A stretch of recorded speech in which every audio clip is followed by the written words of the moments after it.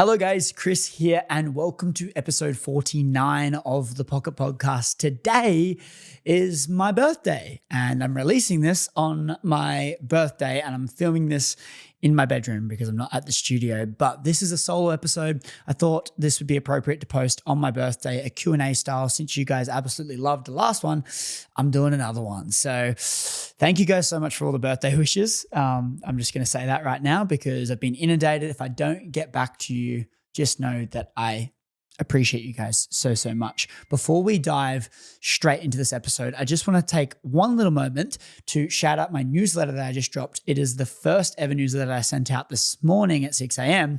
But if you're not already on the list, every single week, Monday morning, 6 a.m. AEST, I'm going to be sending you out a newsletter and it's called Weekly Wisdom. I'm going to share the lessons that I've learned throughout the week in the hopes that you guys can get inspired and learn a thing or two from the lessons and the mistakes that I'm making and the reflections that I am having. This one was deep. I shared my biggest challenge of 2024, which was vulnerable. It was open and honest, but you know, if you guys are tuning into podcasts, especially solo ones, you definitely, I feel like you know me enough so you can take it to that next step further. I feel like I can open up to you guys, but I'm going to stop talking for this intro. The questions that we covered today were some great ones from some great people. So definitely stay tuned and give this one a listen all the way to the end. And then if you do enjoy it, please leave us a review on Spotify or Apple because it really does help the show grow and it helps us keep getting amazing people on the show. But without further ado, let's dive into episode 49 of the Pocket Podcast with guest feature, me. Enjoy, guys.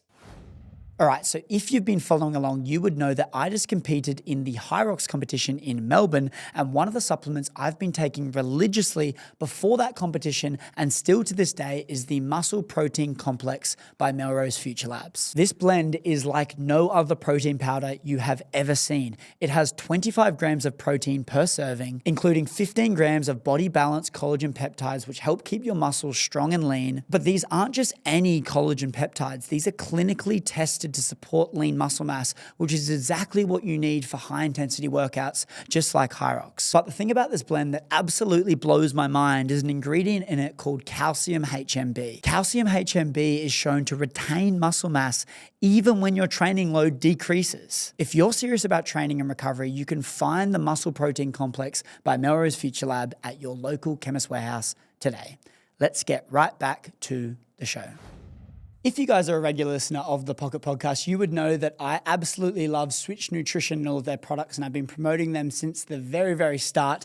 And my love for Switch Nutrition has just gone to the next level with their brand new product, Sleep Plus. This is a designated sleep formula. It is made to help wind you down, calm the central nervous system down, get you into a more restful state so you can fall into that deep and REM sleep sooner into bed, resulting in a more restful and meaningful sleep so you can wake up ready to attack the next day's activities. I've been loving this thing. There is the tropical flavor, which I love with a bit of ice and some cold water, or if I'm feeling like a hot chocolate, I'll have the chocolate flavor. Overall, it's amazing and you'll get results, and it's been going crazy all around the internet and online now with their amazing reviews all across the globe. So if you guys want to try out Switch Nutrition, you can go to the link in the description or the show notes below and you can use code Chris Griffin and you'll get 15% off your entire order. Alternatively, go to switchnutrition.com.au and use code Chris Griffin for 15% off your entire order, and you can try out this Sleep Plus alongside all of their other amazing products. They will not disappoint. But let's get right back to the episode. Hello guys, Chris here, and welcome back to another Q&A style solo episode. Last time I did this was the very first time I did it, and you guys absolutely loved it. The feedback I got was amazing, so much so that I'm doing another one before we close out the end of the year. I'm not sure when this is coming out, but I'm going to record it for you guys because I asked a question box on my Instagram, letting you guys know I was doing another one of these, and there is a lot of questions to go through. So I'm going to sift through some of them, see which ones I feel called to answer, and let this flow. So we're going to crack open an Oxy Shred before this to fuel us, give us the energy before we roll into all these questions. Pina colada flavor, tastes delicious. But let's dive straight into the very first question, which is from Grace_Sarah_. What lesson have you learnt recently that's changed your perspective? Wow. Something that I've been pondering on recently, it's a great lesson, a great reminder, is that the hardworking nature that I have and this drive to constantly want more and to constantly be doing so many things isn't always a bad thing when I get in my head sometimes. Sometimes I say to myself, oh, I'm doing too much, or I'm overdoing it, or there's too many things on my plate. And the answer to that is yes, that it probably is a lot of stuff. But it's a double-ended sword, because if I haven't lived like that in the last 6-7 years, I wouldn't be where I am today. All of the pressure that I've put on myself, all of the hard times, the challenges, the overflowing plate that I've constantly been living with has got me to where I am today. And so I can get hard on myself sometimes, feel really overwhelmed and really drained. Like today, for example, we're recording 3 podcasts. We've got the studio for 6 hours and it's a lot. And we had podcasts yesterday. We've got the Hyrox competition in Melbourne on the weekend and there's a lot happening. Now, I need to remind myself, and this is the lesson that I'm sharing here, is I chose this life. Everything that I'm doing, I chose. It's on me. There's no feeling like bad about what I'm doing. Like I chose this. So lean in and let's do it. Yes, it's busy, but make the most of it. I think so many things in life are double-ended swords. There's positives and negatives to everything in life. And when we understand that, we stop honing in on all the negatives when things get hard and we can actually see the good in situations, because what you'll find is that there is a lot of good in certain situations, which is why you are doing them in the first place. If you're a self-aware person and you reflect on what you're doing in your life, a lot of the time the things that you're doing is good. And because you're self-reflective, you know that and you keep doing it anyway. And so understanding that there's good and bad with everything that you're doing in life is really important, and being able to see the good, even though there is bad, that's kind of alarm bells are going off and we're looking at all this bad stuff, there is a lot of good as well. Let's go to the very next question. Next question is from Kyle L. Vichlin. How do you make you time a priority in your daily life whilst juggling everything around you? Wow. The frame that helped me so much this year, because I've struggled with that a lot, the frame that helped me is understanding that I am the brand. I am the thing that is actually progressing me to where I want to be. And if I'm not focusing on that thing, which is the brand, then I'm not going to be able to get to where I want to, even though there's a lot of other people in my life. And so when there's so many things that are happening in your life, it is even more important to find time away from all of that, to find time away from the devices, to find time alone and alone with no distractions. And I think for me, I've been able to feel a lot less guilty for doing nothing and for spending time alone when I realize that it's me time and that the brand is me. Like all of this stuff that I'm building, I'm creating this attraction around me. So if I don't show up for me before everyone else, how do I expect people to be attracted to me? So it's a hard frame sometimes, because you can sometimes think that when you're doing you time, you're wasting time. I think it's a very common thought and frame of thought for high achievers and people that are trying to achieve greatness. They struggle to slow down and stop and spend time on themselves because they feel like they are wasting time. But when you realize that you're using that time to recharge so that when you're showing up in every other area of your life, you've actually got something in your cup to give, you can push through and actually have that you time and have that time alone a lot easier. But it is a constant battle. I still struggle with it. Honestly, like a common thing that's been popping up recently is people are referring to movies a lot, and they're talking to me about different movie references and different things that happened in scenes and books and movies and all of these famous things. And like, I can't relate. I do not remember the last time I've sat and watched a movie. I put a show on, a couple of weeks ago and I fell asleep 20 minutes into it, and it seems to be a common thing. Like, I don't spend time switched off and just, doing nothing. It's quite a challenge. So reminding myself that I'm the brand, and for this thing to be unstoppable and last long term, I need to be spending that time alone and actually just switched off with nothing too serious happening in my life. Next question is from Sarah.Spearing. If you ever went on to do a tertiary education, what do you think you would have studied? You see, if I were to go into university or go get a degree, it would be solely based on passion.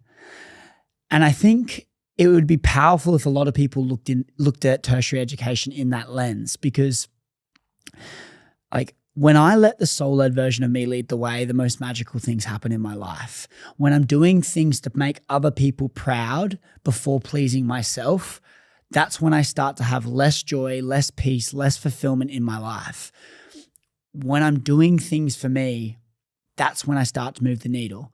So I'd ask the question for anyone that's doing tertiary education: why are you actually doing it? What is the thing and the reason you are doing this extra study for? And I'll go down to that third level why. I'd strip it all the way back. I would go, what are the things that I'm actually doing this for? Okay, I want to get a good career. Okay, why do I want to get a good career in that line of work? Is it because you really like that line of work? Is it because it's the money that line of work unlocks? Is it because what the other people around you have been telling you is a really good career, so you feel obliged to do it? I would unpack why you're doing the tertiary education in the first place. Typically, it's a combination of all the things that I just mentioned. But what I would strip back, and I would make sure that this box is ticked, is this something that I truly want to do? Because if not, then it's a slippery slope. It's not going to be a sustainable life, and it's not going to be a fulfilling life. And at the end of the day, it's your life, and that's the thing that matters, what you want to do. So for me, if I was going to be doing some extra study, I'd be doing something that I'm passionate about. Maybe I would want to go to university to learn something about writing, or I would want to learn, something about a certain part of history.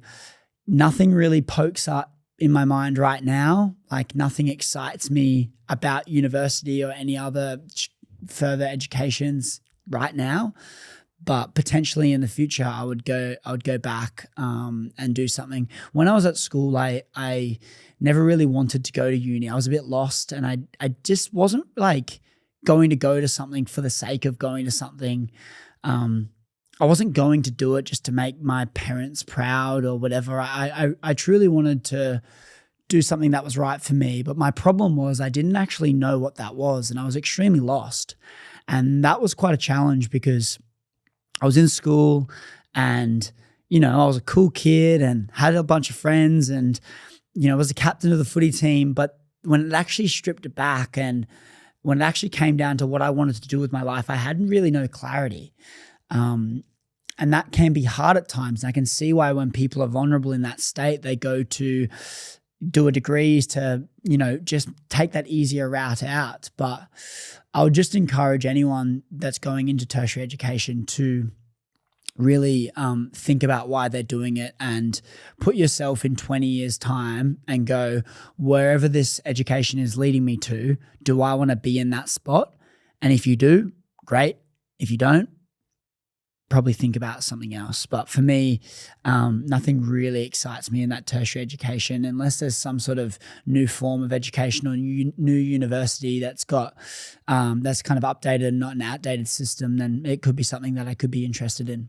Next question is from Peter Kurz. How do you separate yourself from the numbers on your social media and your views and followers?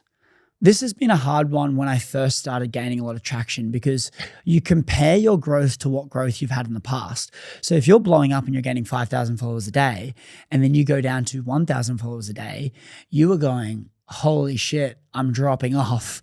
But in reality, you're still growing so much. And so you can kind of tie your worth to those numbers. But for me, what I really think about is I am not my following. I am not my social media presence. That is not me. That is an aspect of my life. It's like not boxing yourself in and labeling yourself around one specific thing in your life. This is why it's so hard for some athletes when they get medically retired, is because they've labeled themselves to that sport. And then when they have to drop out of that sport for some reason, or they have to retire, they go into these massive identity crises. And so for me, it's like, that is a vehicle to help make the impact that I want to make. It's not me. It's not my identity. And so for me, I just got to remind myself of that. And when I do that, I stop tying myself to that. And another thing that has actually helped me a lot with that is I did a retreat in May this year, and it was the Vision Quest retreat. And in that retreat, I had to go offline for a week. I was out of service for a whole week. I didn't post content for a week on my socials, and it was the scariest thing because I was posting 2 videos every day for like a year before that. And then I stopped posting, and I was off and out of service, and I couldn't see anything for a week.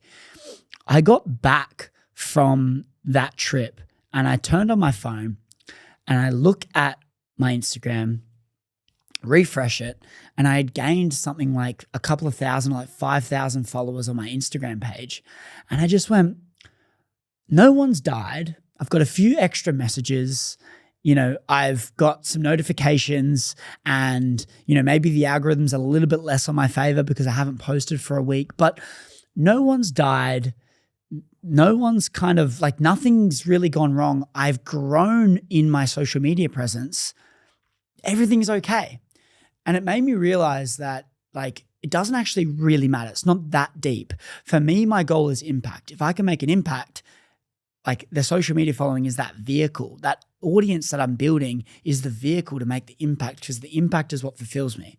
So if I can remove myself from that and realize that that's a vehicle to achieve the goals and the dreams and the things I want in my life, I don't get tied to the views and the numbers, but it certainly can get hard.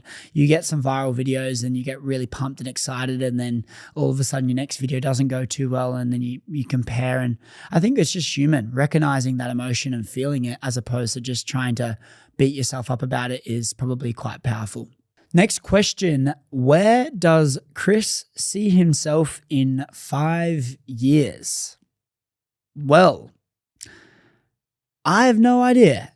And the reason I say that is because 2 years ago today, I had absolutely nothing. I had no social media. I was in debt. I was lost. I didn't have anything. And then to see where I am now from where I was back then is nothing I could ever have imagined to be happening.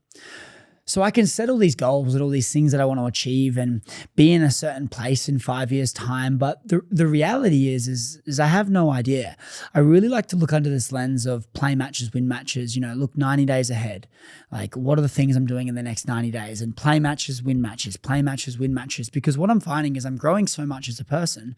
My interests, my goals, my things that I want in my life are changing so much, all being aligned to that North Star. But for the most part, they're changing, and things are changing so quickly. I launched this podcast in February this year.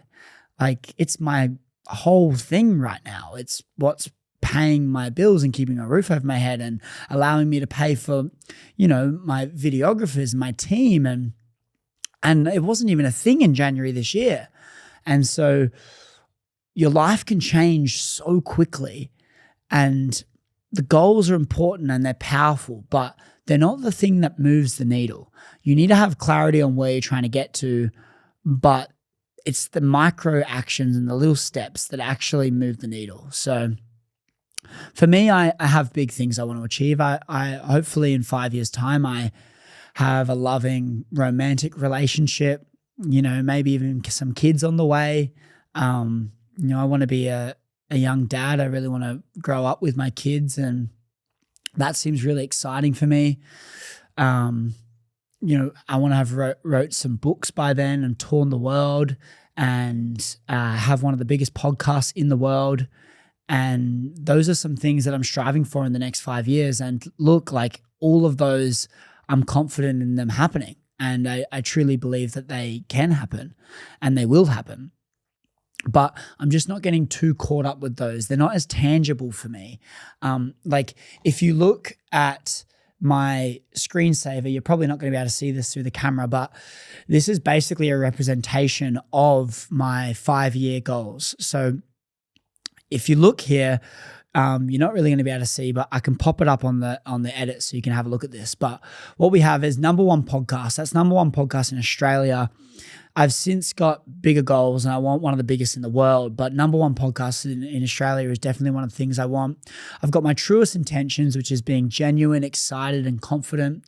My purpose statement is I'm a curious educator. I'm really curious and I love to educate. So I have that on my screensaver just to remind myself of all the things that I'm doing. Like, is these things that I'm doing inducing my curiosity and allowing me to educate?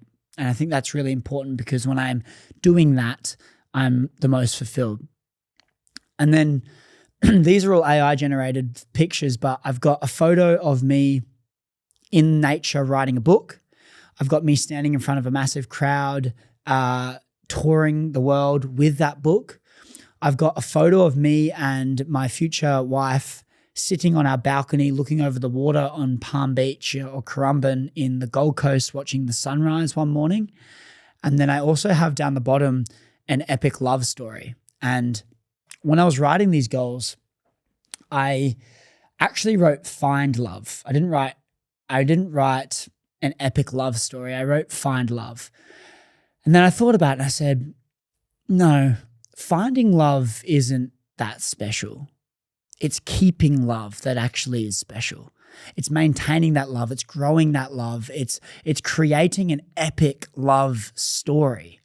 Anyone can find love, but love isn't enough to make the love last.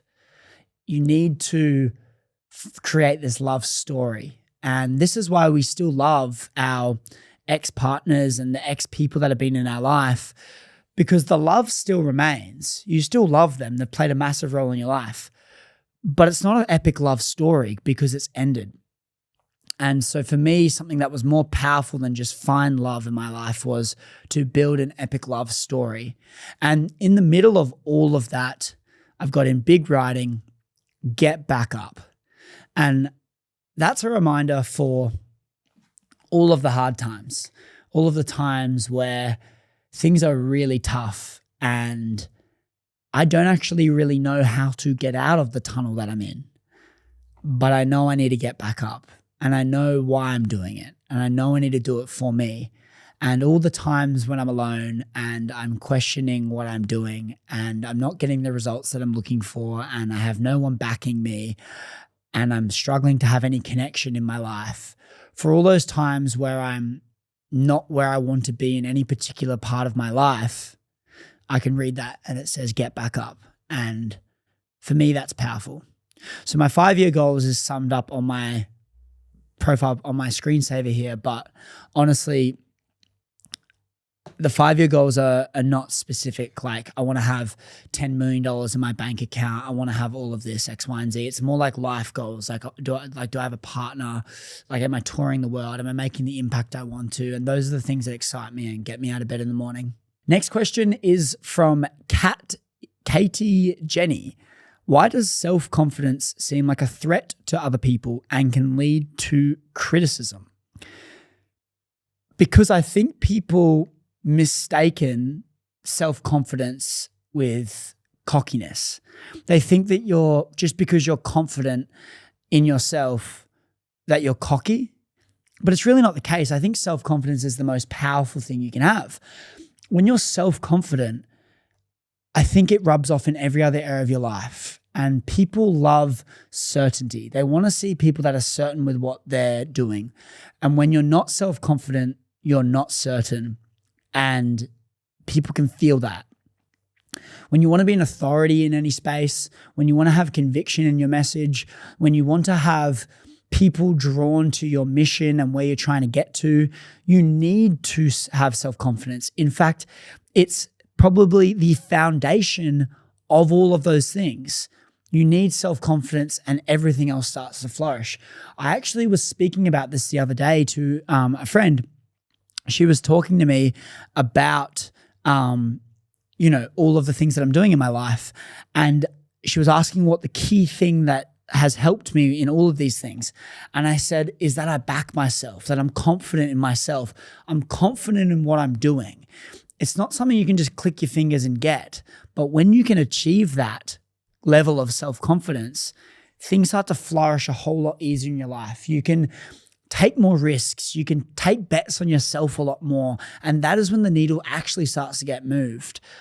I would encourage everyone to set little goals and little commitments to themselves and follow through on those every single day. And the more you achieve these little wins and you stack all these little proofs that you are who you say you are, you gain this confidence in yourself. Prime example, when I set my alarm in the morning at 5 a.m., I didn't set the alarm in the morning so that I could press snooze twice and wake up at 5:20. That's not what I did. I set the alarm because I had a reason I was getting up at 5 a.m. And if I press snooze, I'm not following through on the reason why I set that in the first place. That bottles up in my mind. And then when I do something else later on in life that's small and I have already done something and broke it, like I pressed snooze, and I got up later than I was planned, then when something else pops up in my life, the likelihood of me letting myself down again is high. And it's a snowball effect. So the less we break those commitments to ourselves, the more self-confidence we build, because we stack all of these proofs that we are who we say we are. Layers of paint that build a mountain is a great quote that I love, is you're stacking all of these layers of paint. But when you stack so many layers, thin layers, you build a mountain. And the way the vehicle to self-confidence is all those little wins, because you've got the major overarching wins. But honestly, when it comes to self-confidence, it's how you view you, how you see yourself when you look in the mirror. And if you know that you've followed through on all the little things that you said you were going to do and you actually follow through on them, you gain this self-confidence in yourself that you can do so much more. And when you have that, it rubs off on every area of your life. It is one of my greatest superpowers, and I'm so grateful for the self-confidence piece. And don't get me wrong, we all have days where we don't like the person we see in the mirror. But overall, if we can have this sense of pride, have this sense of confidence in the things that we are doing, we start to achieve a lot more in our life as opposed to if we didn't. And I know that didn't answer the question, which was, why does it seem like a threat to other people? But the reason it seems like a threat to other people is because it is a threat to other people. They realize that they're not that confident, so that they label you as cocky because they don't have what you have, which is self-confidence. It is seemed as a threat because fundamentally you are doing something in your life that is better than they are because you are confident in what you are doing. If you can give off this elegant self-confidence, not in a cocky manner, and actually mean it, people that aren't self-confident in themselves are going to see that as a threat. And that's why they start to criticize and they start to tear you down. Just know that when people are tearing you down for being confident of the things that you're doing in your life, they are not your people. Those people aren't going to make it to the top with you. They're going to fall off, and it's your job to actually let them off, unless they're just having a little phase. But if it's constantly criticizing you for being confident, they're not the people you want to have around you. Next question is from Anshali King. When times get tough, what things do you do to ground yourself and stay level-headed? Well, when times get tough, it's kind of one of those things where you just kind of need to embody it and sit in it for a little bit. I think it's okay to sit in the mud a little bit, but I don't think it's okay to dwell on it. Because the more you dwell on something, the longer it's going to take to overcome the thing. So the more you dwell, the worse you're going to feel for a longer period of time. And for me, I've always had this lens of the more I dwell, the less happy I'm going to be. So what's the point of dwelling? Most of the time I'm dwelling from something that's happened in the past or it's about to happen in the future. So I can't control any of those in this moment right now. So the more that I dwell, the less that the power and my mood is actually in my hands. I'm putting it on external factors that I can't control. And it's a really bad place to be in. For me, like, one of the things, and the reason I'm bringing this up now is because, like, before this recording, I've actually felt a bit overwhelmed. I've been overworking myself. I've been, doing a lot of stuff. And it's been hard. It's actually been very challenging. Today, it kind of just hit me because I've been lacking a lot of sleep the last few days, and it can get a bit daunting because of how much I have over the next few days and how much I've committed to. But I'm like, fuck, have I committed to too much? Because I'm already run down now and we've still got like another whole week of a lot of stuff to do. Plus I'm behind with all this other thing, and I started getting in my head. And of course I got in my head because I was lacking sleep. I'm tired, and there's a lot of things in my life that's a little bit stressful right now.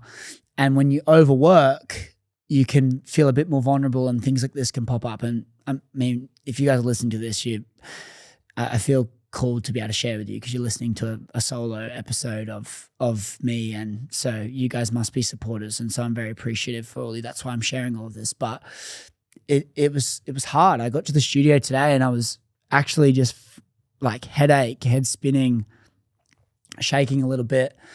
And you guys would know that I do a breath work with my podcast guests before the show, and I was like, just to James, my videographer, I just said, look, I need to do some breath for me, and I need to just breathe and calm down just for me. So I went and did that and instantly felt so much better. It was 5 minutes. That's all it was, but I felt so much better.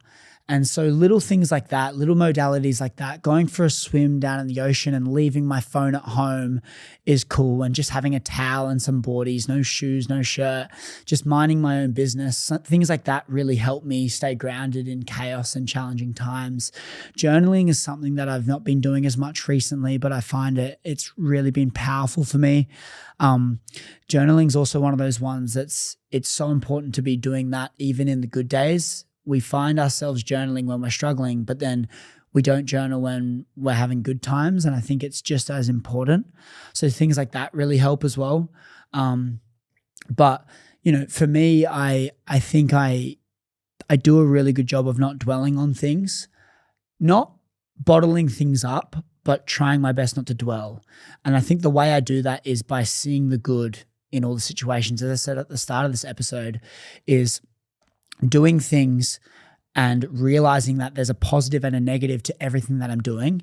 And then when I can see that lens and zoom back a little bit and have the good and bad in my vision, I can realize that there's actually a lot of good happening here. So I don't dwell on the bad as much. That's always been a powerful frame.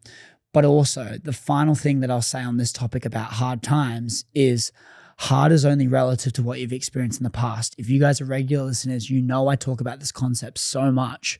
But the thing that's so powerful about this is hard is only relative to what you've experienced in the past.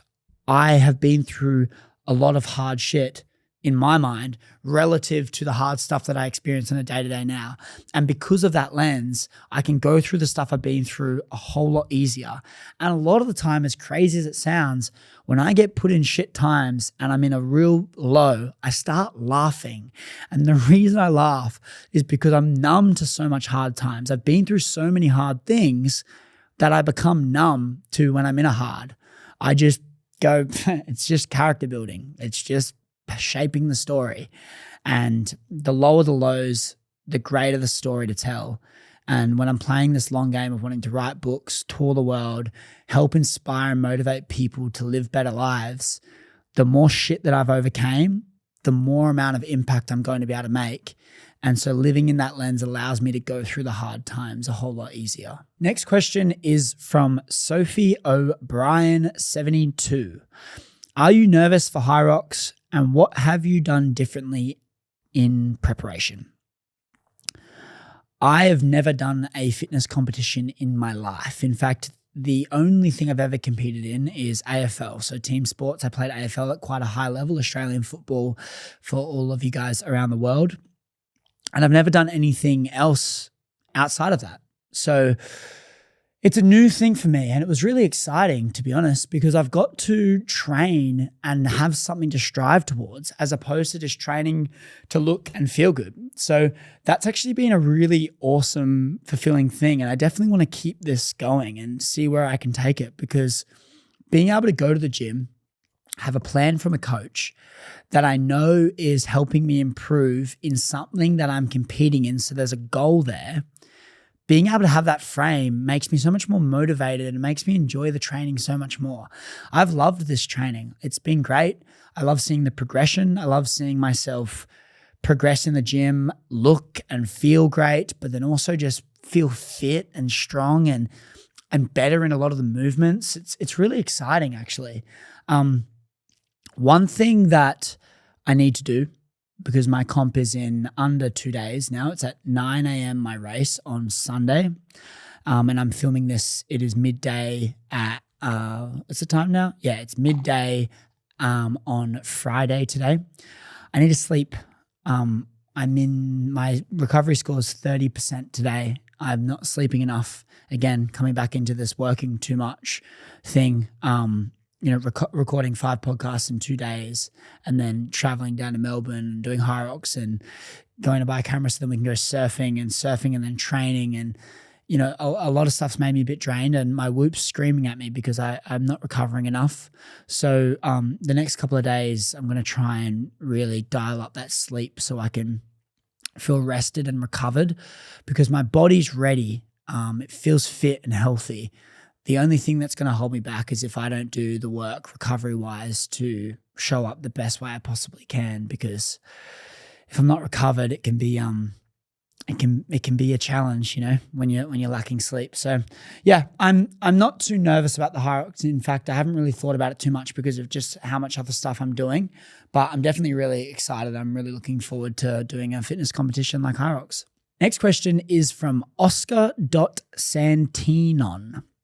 What was your look back moment where you felt that everything step paid off?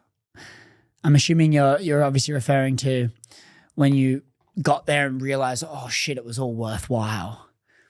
There hasn't really been a moment that comes to my mind. And honestly, thinking about the success and where I'm at now actually makes me a bit emotional, just because of how much of a challenge it's been, how lonely it's been, how just so much of a solo journey it's been, lacking connection, no one to relate to, no one to support, no idea when something's going to work, no results, failures.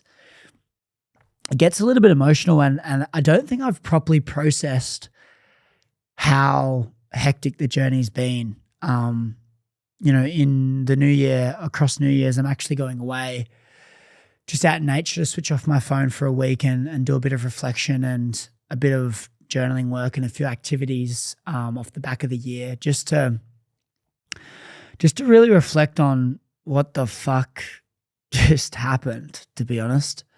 It does get a bit emotional just thinking about the journey, and at times it just doesn't feel real, if I'm honest, because there were so many times where I didn't see any light at the end of the tunnel. I had no idea how I was getting out of where I was. And to see where it is now, even just like the last few months, being able to travel around America for 5 weeks and fly my full-time videographer around with me for the whole time, pay for his whole trip. And even trips like this where you have a videographer coming with you and filming all of the stuff, and just being in a position to be able to financially support people and the people that matter in your life, and, coming around to Christmas time where you can actually buy good presents for family. And, last Christmas, I wrote my mum and dad and my brother, I have more siblings as well, but I just felt called to write them 3 cards. I wrote my mum and dad a card and I put a lot of effort into it. But like, I was going to write them a card anyway, but the reason I wrote them a card was I couldn't afford to buy them anything. I was broke and in debt. And that was literally a year ago. I couldn't even buy them a present at all. And I couldn't buy anyone a present. And so like to see where it's come from then to now is quite emotional. I don't really know how to explain my feelings, but it's quite an emotional thing for me to just even think about. And you can probably hear the way I'm waffling and the tonality of my voice, but yeah, geez, this Q&A, wasn't going the way it's a bit more of an emotional one today, guys.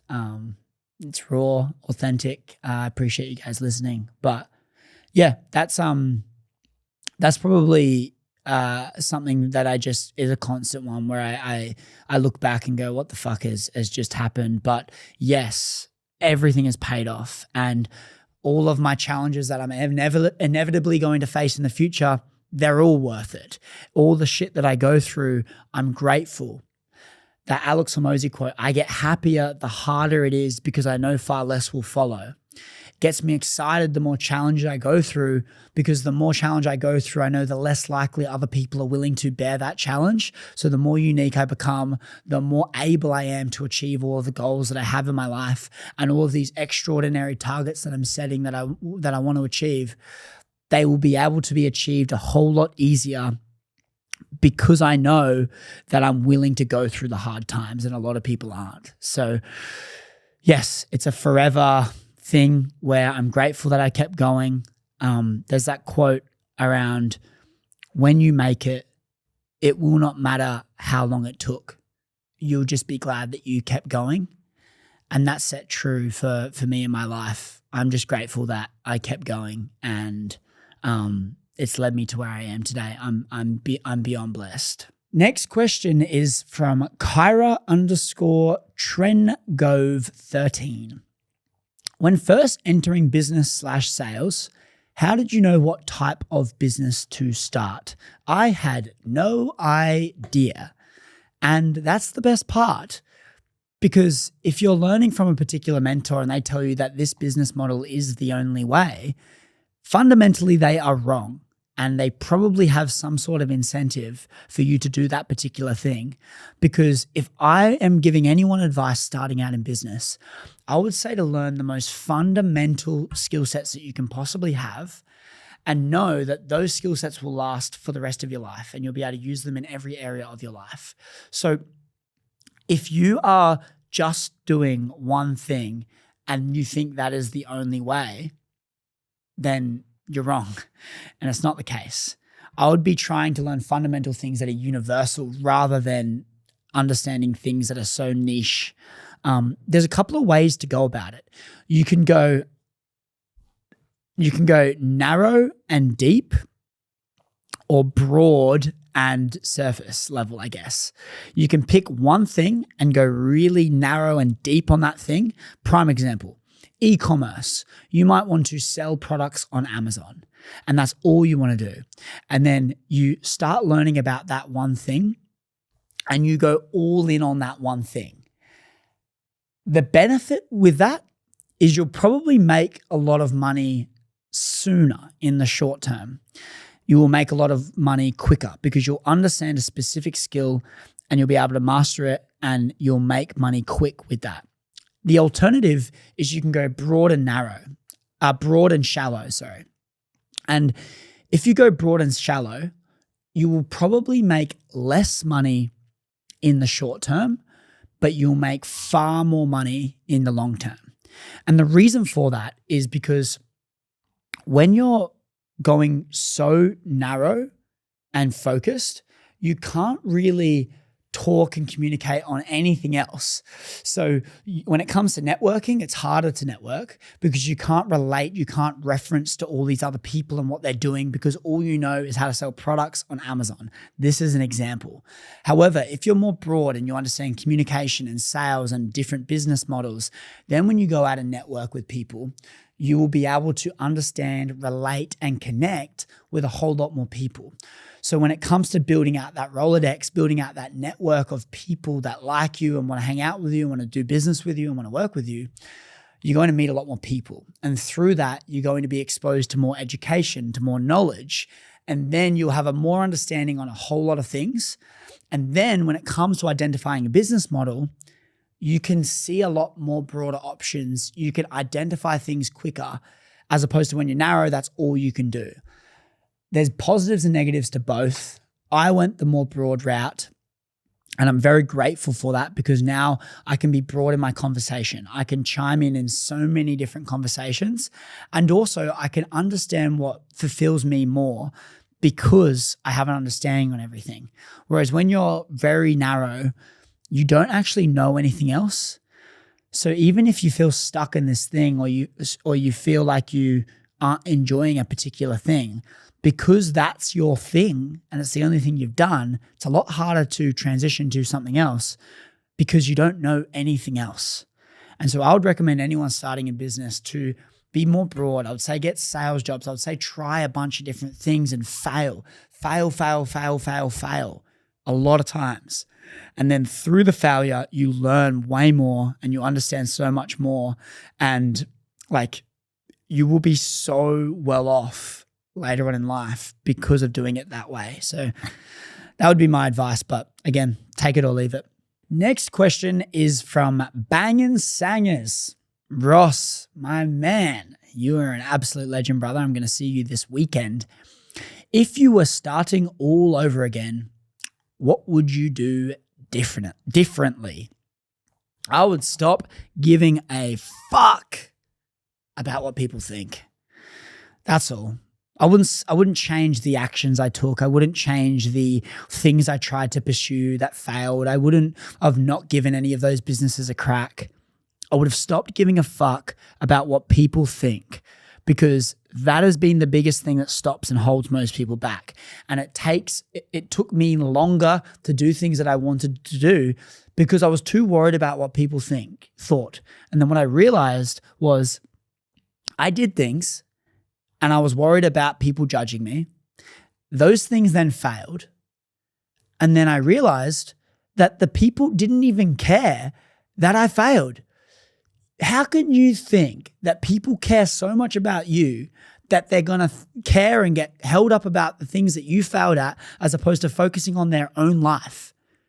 Like, no one cares. They really don't. And if they do, they probably really haven't done anything great in their life because the greatest soccer players aren't going to hate you for struggling to dribble a ball because you're giving it a go. The big content creators don't care if you're cringe in front of camera because they were there. Millionaires don't care if you fail a business because they've failed plenty of them. The people that are actually judging you probably haven't achieved anything themselves. And when you understand that, then you can stop worrying about what people think because the right people won't judge, they'll support. And that's what you need to know. And I wish that I stopped caring about what people thought a whole lot sooner because it would have allowed me to overcome those negative thoughts and those doubts and those restrictions from doing the things that I want to do. And yeah. And I think it just would have made the process a bit more enjoyable earlier days. Now I'm fine. I do not care. I film in the middle of a Woolworths because why not? And things don't really matter as much on that front. I'm not really scared. So yeah, great question, Ross. And I think we might wrap it up there. We've got a podcast coming in. No, we're going to do one more. This one is from D_Breen. This looks interesting. How to stop regretting the past and feeling like you're taking steps back. Okay, so there's two questions there. There's regretting the past, which is one thing, and then there's feeling like you're taking steps back, which is another thing.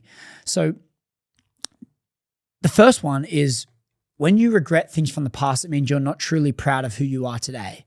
Because if you are truly proud of who you are today, everything that you've done that's led you up to who you are today has made you who you are today. So if you're proud of that person, then you can't have any regret. You literally can't regret things in your past if you're proud of who you are today. So the way to overcome regret is to gain pride in who you are as a person today. And I think that comes back down to that self-confidence piece, is to stack all of those little wins that you are who you say you are, and do those things and hold those commitments to yourself. And the more you do that, the more you gain self-confidence. The more you gain self-confidence, the more willing you are to take risks.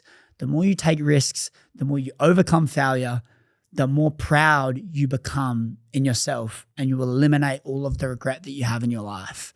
That's the first thing. The second thing is you're feeling like you're taking steps back. Are you actually taking steps back, or are you just feeling it? Because a lot of high achievers feel like they're taking steps back, but also a lot of people are actually taking steps back. They are doing too many things in their life that are getting them closer to the place they don't want to be, as opposed to getting them closer to the place that they want to be. I would assess all of the areas of your life, and I would ask myself, who am I now? Who do I want to be? And who do I not want to be? Then I would write down all the things that I'm doing in my life, and I would put all the things that I don't think I should be doing in this down basket, and all the things that I think I should be doing in the high basket. Do your job to eliminate all the ones in the bottom basket and increase the amount of ones you're doing in the top basket. And when you do that, you will start taking steps closer to where you want to be, as opposed to further away. So that could be a reason. Or the other thing could just be that you're a high achiever and you're constantly critiquing yourself from what you're doing. And that's just a cost of being a high achiever. The more you do that, the more pressure you put on yourself, the harder you work. It's a double-ended sword. It's a bad feeling to have, but it also gets you so far in life. So recognizing that allows you to push through, even though you're having those doubts and fears. Well, there you go. There's another Q&A solo episode of the Pocket Podcast. I hope you guys enjoyed. Bit of a different one today. I opened up, I walked into the studio feeling a little bit overwhelmed, and naturally when you do a breath work in that state, it enhances that state. And I'm grateful to be able to feel comfortable in front of the camera and to speak to you guys in this light, because I definitely hasn't always been this way, and I've never really wanted to open up as much because I've not really felt as comfortable. But I feel like if you guys are clicking on a solo episode of my show, you've showed support to me, you've listened to a lot of stuff, and I'm just really grateful for all of you guys. And if you enjoyed this episode, if you could take a screenshot of it and post it on your story and tag me in it, I'll do my best to reshare those and and express my gratitude for you, because it pushes out to your audience. It helps the show grow. It helps us get amazing guests back on the show. We've got a couple of awesome people that I'm recording straight off the back of this today. We've got Olympic athletes, breathwork facilitators, awesome people coming on the show. And the more we grow the show, the more you guys share it with your friends, the more we can keep on growing the guests and getting awesome people back on the show. So thank you guys so much, and leave a 5-star review on Spotify or Apple if you have enjoyed this conversation, because again, that helps grow the show and helps us grow the amazing guests. But I'm going to sign out for this week and this episode, but I'll see you guys in the next one.